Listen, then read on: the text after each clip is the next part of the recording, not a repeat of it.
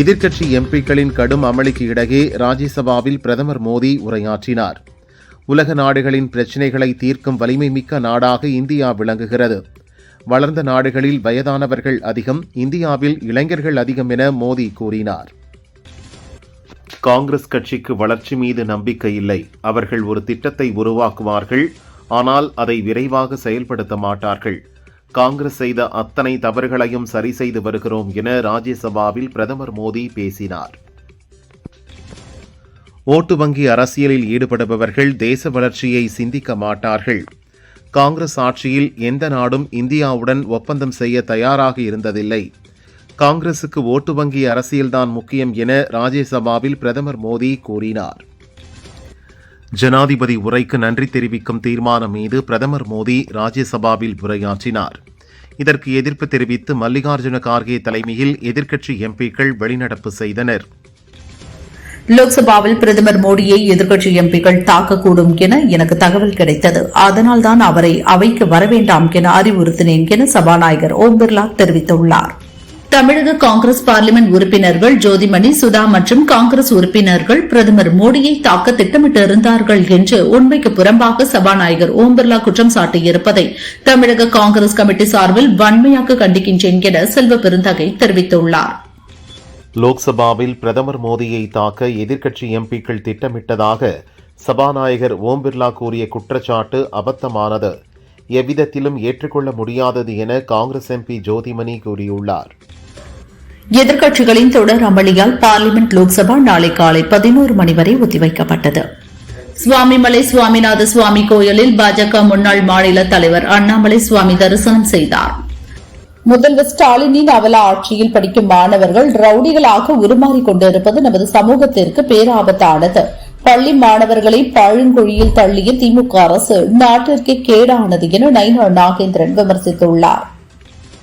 Corona பெருந்தொற்று காலத்தில் உயிரை பணயம் வைத்து பணியாற்றிய அரசு டாக்டர்கள் இன்று தங்கள் ஊதியத்திற்காக போராட வேண்டிய அவல நிலைக்கு தள்ளப்பட்டுள்ளனர். திமுக அரசு தொடர்ந்து டாக்டர்களை அவமதித்துக் கொண்டிருக்கிறது என அண்ணாமலை குற்றம் சாட்டியுள்ளார். பழைய அடிமைகள் மட்டுமின்றி புதிய அடிமைகளையும் அழைத்து வருகிறார்கள். எத்தனை பேர் வந்தாலும் திமுகவையும் தமிழகத்தையும் பாரதிய ஜனதாவால் தொட்டுக்கூட பார்க்க முடியாது என உதயநிதி தெரிவித்தார். முன்னாள் முதல்வர் ஜெயலலிதா செலுத்த வேண்டிய வருமான வரி பாக்கியை வட்டியுடன் செலுத்தாவிட்டால் சொத்துகள் ஏலம் விடப்படும் என வருமான வரித்துறை தெரிவித்துள்ளது. தீபக் தொடர்ந்த வழக்கில் ஹைகோர்ட்டில் வருமான வரித்துறை தகவல் அளித்துள்ளது. தாவேக்கு சார்பில் தேர்தல் அறிக்கை தயார் செய்யப்பட்டு வருகிறது. இதில் பொதுமக்களும் தங்கள் பரிந்துரைகளை அனுப்ப https://tvkmanifesto2026.com என்ற இணையதளம் துவங்கப்பட்டுள்ளது. முதல்வர் ஸ்டாலின் தலைமையில் நடந்த அமைச்சரவைக் கூட்டத்தில் 15 முதலீட்டு திட்டங்களுக்கு ஒப்புதல் அளிக்கப்பட்டுள்ளது. தமிழக அரசின் முக்கிய திட்டம் குறித்து வரும் 13ஆம் தேதி அறிவிப்பு வெளியாகும் என அமைச்சர் TRB ராஜா தெரிவித்துள்ளார். தமிழகத்தில் 234 தொகுதிகள் மற்றும் புதுச்சேரியில் 30 தொகுதிகளுக்கும் நாளை முதல் வரும் 12ஆம் தேதி வரை தேமுதிக தலைமை அலுவலகத்தில் விருப்ப மனு பெற்றுக் கொள்ளலாம் என அக்கட்சியின் பொதுச் செயலாளர் பிரேமலதா அறிவித்துள்ளார். தமிழகம் முழுவதும் செயல்படும் அங்கன்வாடி மையங்களுக்கு மே மாதம் முழுவதும் கோடை விடுமுறை அளித்து தமிழக அரசு அரசாணை வெளியிட்டுள்ளது. யார் திட்டத்தை யார் காப்பியடிக்கின்றார்கள் என்பதை சட்டத்துறை அமைச்சர் புரிந்து கொள்ள வேண்டும். அதிமுக ஆட்சியில் கொண்டு வந்த திட்டங்களுக்கு ஸ்டிக்கர் ஒட்டும் ஆட்சிதான் 5 ஆண்டுகளாக நடக்கிறது என முன்னாள் அமைச்சர் விஜயபாஸ்கர் கூறினார். மடப்புரம் கோயில் காவலாளி அஜித்குமாரை அடித்து கொலை செய்த காவலர்கள் வெறும் அம்புகள்தான். அவர்களை தண்டித்துவிட்டு ஏவியவர்களை தப்ப விடுவது நியாயமாக இருக்காது. நிகிதா மற்றும் உயர் பதவிகளில் இருப்பவர்களை சிபிஐ தயக்கமின்றி கைது செய்ய வேண்டுமென அன்புமணி வலியுறுத்தியுள்ளார். அரசு தரப்பில் பேச்சுவார்த்தைக்கு அழைப்பு விடுத்துள்ள நிலையில் அதிமுக டாஸ்மாக் பணியாளர்கள் கோரிக்கைகளுக்காக பேரணி நடத்துவதாக அறிவித்திருப்பது தேர்தல் ஆதாயம் தேடும் மலிவான செயலாகும் என சிபிஐ மாநில செயலாளர் வீரபாண்டியன் தெரிவித்துள்ளார். திருப்பூர் பெருமாநல்லூர் அருகே குமரன் குன்று கோயில் இடிக்கப்பட்டதை கண்டித்து பிப்ரவரி 19ஆம் தேதி மிகப்பெரிய ஆர்ப்பாட்டம் நடத்தப்படும் என இந்து முன்னணி மாநில தலைவர் கடேஸ்வரா சுப்பிரமணியம் தெரிவித்துள்ளார். பெண்கள் போராடுவது என்ன தீவிரவாதமா என காங்கிரஸ் ஊடகப் பிரிவு தலைவர் பவன் கெரா கேள்வி எழுப்பியுள்ளார். ஒரு பட்டியலின பெண் எம்பி பிரச்சினையை எழுப்புவது பிரதமர் மோடி அரசை சங்கடப்படுத்துகிறதா என்றும் கேட்டுள்ளார். 3 பெண்கள் இருக்கைக்கு முன்னால் நின்றதால் அவைக்கு வர மோடிக்கு துணிச்சல் இல்லையா? இது என்ன முட்டாள்தனம் என பிரியங்கா கேட்டுள்ளார். இங்கு எந்த விவாதமும் நடக்கவில்லை. காரணம், எந்த பிரச்சினைகள் குறித்தும் விவாதிக்க அரசு தயாராக இல்லை என்றார். செங்கோட்டையன் முதிர்ந்த அரசியல்வாதி. ஆனால் காலத்தின் கொடுமை காரணமாக இப்போது கட்சி ஆரம்பித்த நடிகரோடு சேர்ந்திருக்கிறார் என்பதுதான் வேதனையாக இருக்கிறது என பாஜக எம்எல்ஏ வானதி சீனிவாசன் கூறியுள்ளார்.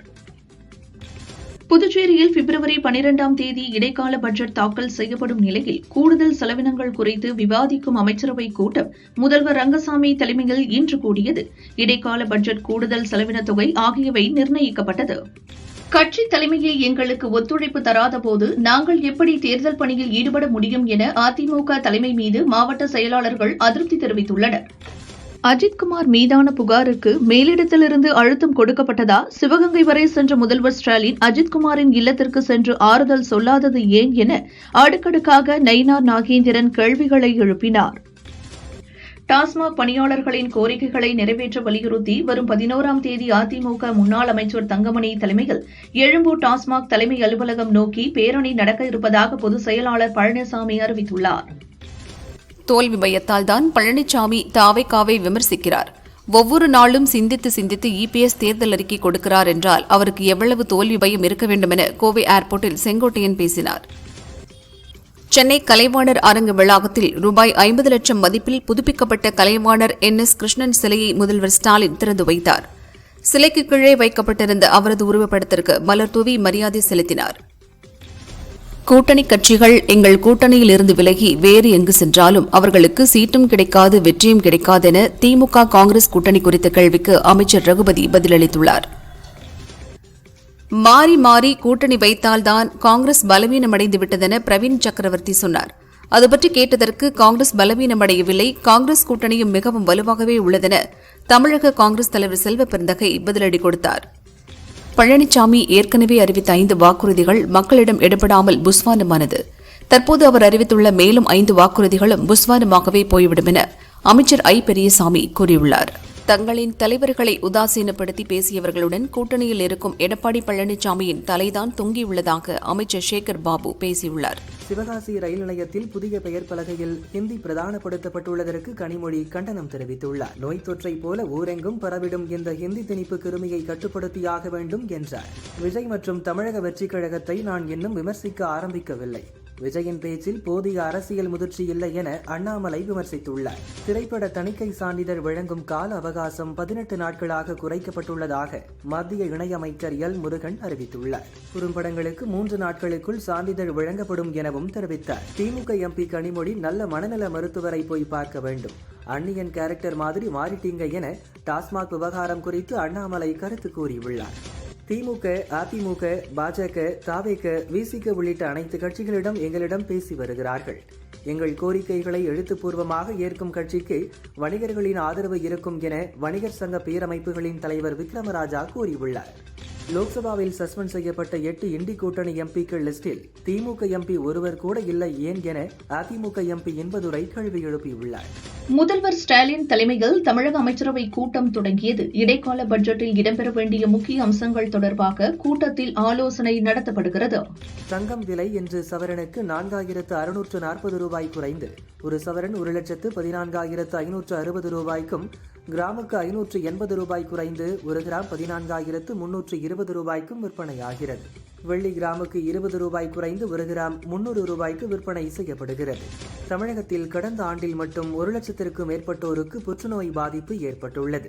கடந்த 2012ஆம் ஆண்டு 53,022 இருந்த புற்றுநோய் பாதிப்பு இரட்டிப்பாகியுள்ளது என சுகாதாரத்துறை ஆய்வில் அதிர்ச்சி தகவல் வெளியாகியுள்ளது. விண்வெளியில் இந்தியா 2035 சோதனை கூடம் அமைக்கும் என்கிறார் இஸ்ரோ தலைவர் நாராயணன். 2028 சந்திராயன் 3 திட்டம் நிறைவேற்றப்படும் என்றார். மீஞ்சூர் காவல் நிலையத்தில் குற்ற வழக்கில் ஈடுபட்ட வாகனங்கள் ஆயிரக்கணக்கில் நிறுத்தி வைக்கப்பட்டுள்ளது. இதனால் காவல் நிலையமே காய்லான் கடை போல் காட்சியளிப்பதாக அப்பகுதி மக்கள் தெரிவித்தனர். கடந்த 5 ஆண்டில் நாடு முழுவதும் 18,727 அரசு பள்ளிகள் மூடப்பட்டுவிட்டதாக மத்திய அரசு தெரிவித்துள்ளது. அதே சமயம் ஓராண்டிலேயே 8,475 தனியார் பள்ளிகள் புதிதாக திறக்கப்பட்டுள்ளன. கும்பகோணம் அருகே உள்ள திருநாகேஸ்வரம் கோயிலில் 10க்கும் மேற்பட்ட கனடா நாட்டினர் ராகுகால பூஜையில் கலந்து கொண்டனர். பக்தர்களுடன் அமர்ந்து ராகு பகவானுக்கு நடந்த பால் அபிஷேகம் உள்ளிட்ட அனைத்து அபிஷேகங்களையும் பக்தி பரவசத்துடன் கண்டு தரிசனம் செய்தனர். மேட்டுப்பாளையத்தில் தலித் அதிகாரி பணியாற்றிய அலுவலகத்தை சாணம் போட்டு மொழிகிய திமுக தொழிற்சங்க நிர்வாகி மீது எடுக்கப்பட்ட நடவடிக்கைகள் குறித்து விளக்கமளிக்க கோரி கலெக்டர் மற்றும் எஸ்பிக்கு தேசிய தாழ்த்தப்பட்டோர் ஆணையம் நோட்டீஸ் அனுப்பியுள்ளது. காங்கிரஸ் மிகவும் வலிமையாக இருக்கிறது. எங்களை விமர்சிக்கும் பாரதிய ஜனதாவுக்கு எத்தனை சட்டசபை பார்லிமெண்ட் உறுப்பினர்கள் இருக்கிறார்கள்? தமிழக மக்கள் அவர்களை என்ன அங்கீகரித்திருக்கிறார்கள்? அவர்கள் எல்லாம் வாய்ச்சொல்லில் வீரர்கள் என காங்கிரஸ் கூட்டணி பற்றி செல்வ பெருந்தகை கூறினார். சென்னை அடையாறில் காகங்கள் இறந்ததற்கு பறவை காய்ச்சல் காரணம் என தலைமை செயலருக்கு ஆராய்ச்சி நிறுவனம் கடிதம் எழுதியுள்ளது. மத்திய கால்நடை ஆராய்ச்சி நிறுவன பரிசோதனையில் பறவை காய்ச்சல் உறுதி செய்யப்பட்டதாக குறிப்பிட்டுள்ளது. கோவை மேட்டுப்பாளையம் நகராட்சியில் ரூபாய் 22 கோடியில் உருவாக்கப்பட்ட விளாமரத்தூர் புதிய குடிநீர் திட்டத்தை முதல்வர் ஸ்டாலின் காணொலி வாயிலாக திறந்து வைத்தார். நாளை முதல் குடிநீர் விநியோகம் செய்யப்படும் என நகராட்சி நிர்வாகம் தெரிவித்துள்ளது. புதுச்சேரியில் உள்ள பிரெஞ்சு தூதரகத்திற்கு இமெயில் மூலம் வெடிகுண்டு மிரட்டல் விடுக்கப்பட்டது. மோப்பனாய் மற்றும் வெடிகுண்டு நிபுணர்கள் நடத்திய சோதனைகள் வெடிகுண்டு எதுவும் சிக்காததால் தூதரகத்திற்கு கூடுதல் பாதுகாப்பு போடப்பட்டுள்ளது. உயிரிழக்கும் பறவைகள் மற்றும் பசுமாடுகளை எரிக்க வேண்டும் அல்லது ஆழமாக குழி தோண்டி புதைக்க வேண்டும். வெறும் கைகளால் தொடக்கூடாது என தமிழக கால்நடைத்துறை எச்சரித்துள்ளது. ஒரு கோழி பண்ணையில் வேலை செய்பவர் பல பண்ணைகளுக்கு செல்வதை தவிர்க்க வேண்டும் என அறிவுறுத்தியுள்ளது. ஆர்டர்லி முறையை ஒழிக்க மாவட்ட அளவில் குழு அமைப்பது தொடர்பாக அரசாணை வெளியிடப்பட்டுள்ளதாக தமிழக அரசு சென்னை ஐகோர்ட்டில் தெரிவித்துள்ளது. அரசாணையை ஆக்கப்பூர்வமாக செயல்படுத்தி அறிக்கை அளிக்க அவகாசம் கேட்டுள்ளது. அஜித்குமார் மீது பொய் புகார் அளித்து நிகிதாவை கைது செய்ய வேண்டும். யார் சொல்லி பொய் புகார் கொடுத்தாங்க? பெரிய இடத்து உத்தரவு என்று போலீசார் சொல்கிறார்கள். யார் அந்த பெரிய இடம் என மடப்புரம் கோயில் காவலாளி அஜித்குமாரின் தாய் கேள்வி எழுப்பினார். தமிழகத்தில் வரும் 17ஆம் தேதி இறுதி வாக்காளர் பட்டியல் வெளியாக உள்ள நிலையில் வரும் 11ஆம் தேதி துணை தேர்தல் கமிஷனர் பானுபிரகாஷ் யெத்துரு தமிழகம் வரவுள்ளார். இறுதி வாக்காளர் பட்டியல் தேர்தல் முன்னேற்பாடுகள் குறித்து தமிழக தலைமை தேர்தல் அதிகாரியை சந்தித்து ஆலோசிக்கிறார்.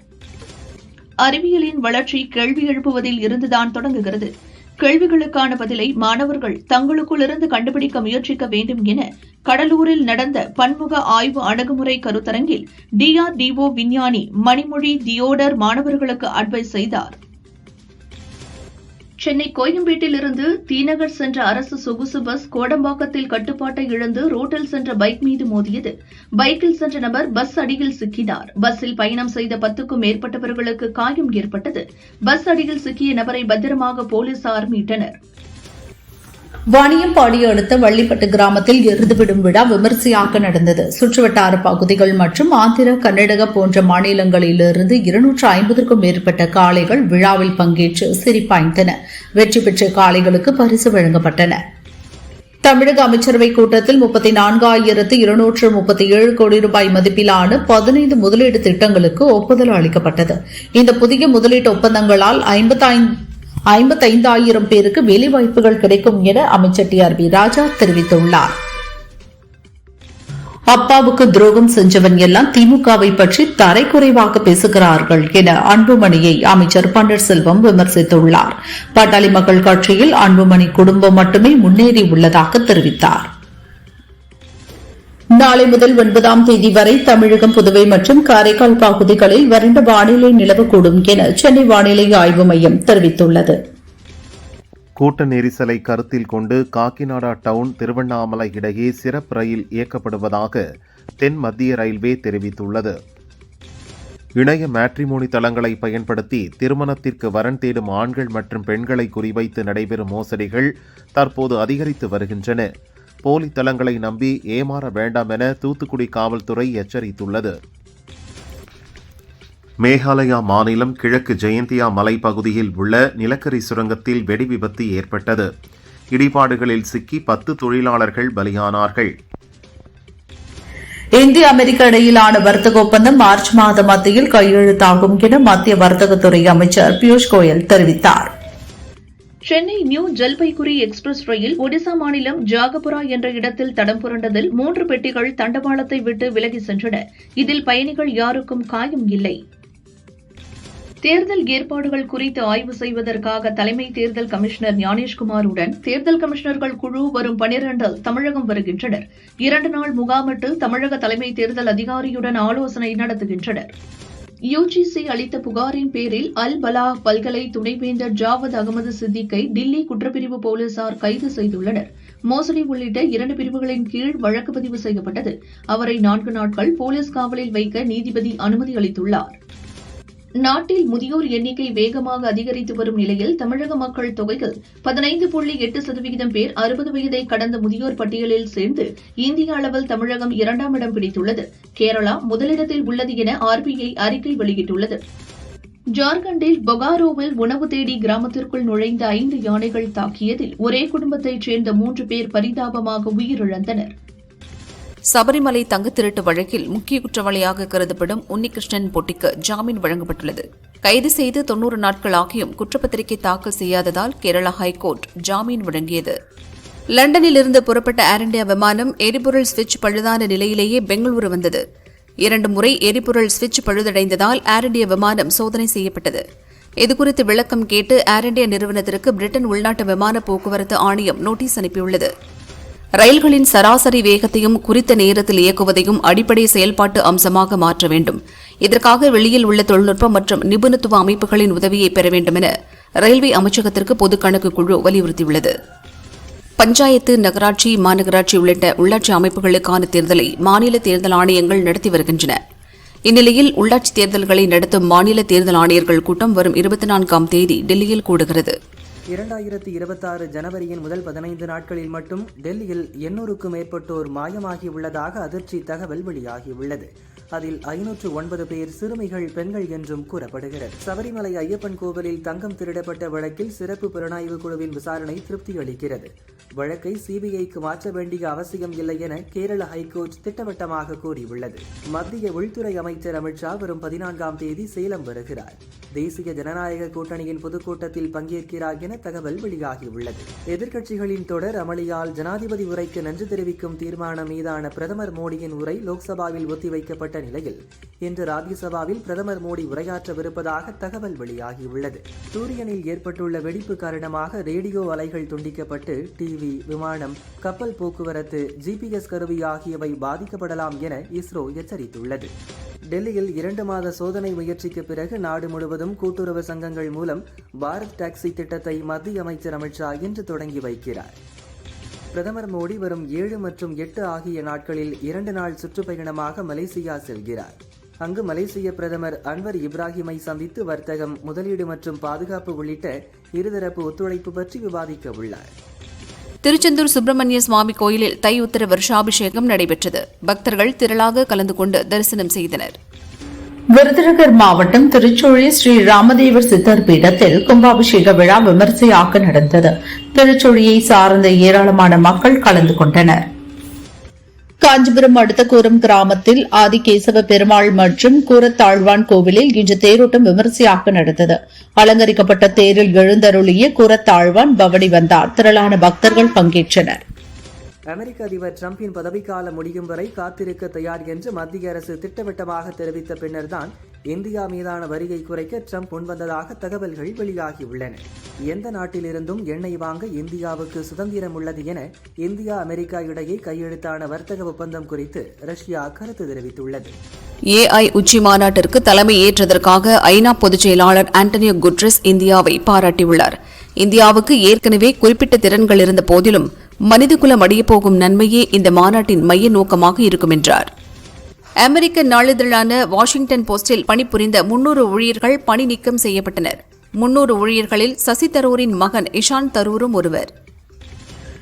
மனித குலத்திற்கு எதிரான குற்றங்கள் தொடர்பான வழக்குக்காக வெனிசுலா அதிபர் நிக்கோலஸ் மதுரோவை நாடு கடத்துமாறு அமெரிக்காவிடம் அர்ஜென்டினா கோரிக்கை விடுத்துள்ளது. குஜராத்தில் இன்று இரவு நடக்கும் மகளிர் பிரீமியர் லீக் கிரிக்கெட் தொடரின் இறுதிப் போட்டியில் நடப்பு சாம்பியனான பெங்களூரு அணியை டெல்லி அணி எதிர்கொள்கிறது. தெலுங்கில் புஜ்ஜிபாபு சனா இயக்கத்தில் ராம்சரண், ஜான்வி கபூர் நடித்து வரும் படம் பெத்தி. AR ரகுமான் இசையமைக்கிறார். மார்ச் 27இல் இந்த படம் ரிலீஸ் என அறிவித்த நிலையில் படப்பணிகள் முடியாததால் ஏப்ரல் 30ற்கு தள்ளி வைத்துள்ளனர். தெலுங்கு மட்டுமல்லாது தமிழ், ஹிந்தி உள்ளிட்ட மொழிகளிலும் ரிலீஸ் ஆகிறது. துரை செந்தில்குமார் இயக்கத்தில் லெஜண்ட் சரவணன் நடிக்கும் படம் லீடர் இப்படவிழாவில் பேசிய சரவணன், நாம் என்ன செய்தாலும் விமர்சனம் வரும். வெற்றி பெற்றுவிட்டால் அது காணாமல் போய்விடும். என்னை பற்றி வரும் மீம்ஸ் குறித்து கவலை இல்லை. என் இலக்கை நோக்கி பயணிக்கிறேன். நான் நிஜ வாழ்க்கையிலும் சிகரெட் பிடிக்க மாட்டேன், தண்ணி அடிக்க மாட்டேன், சினிமாவிலும் அதை செய்ய மாட்டேன் என்றார். குழந்தை நட்சத்திரமாக இருந்த சாரா சமீபத்தில் துரந்தர் படத்தில் நாயகியானார். தொடர்ந்து தெலுங்கிலும் நடிக்கிறார். அடுத்து சிரஞ்சீவியின் 158வது படத்தில் அவரது மகளாக நடிக்கப் போகிறாராம்.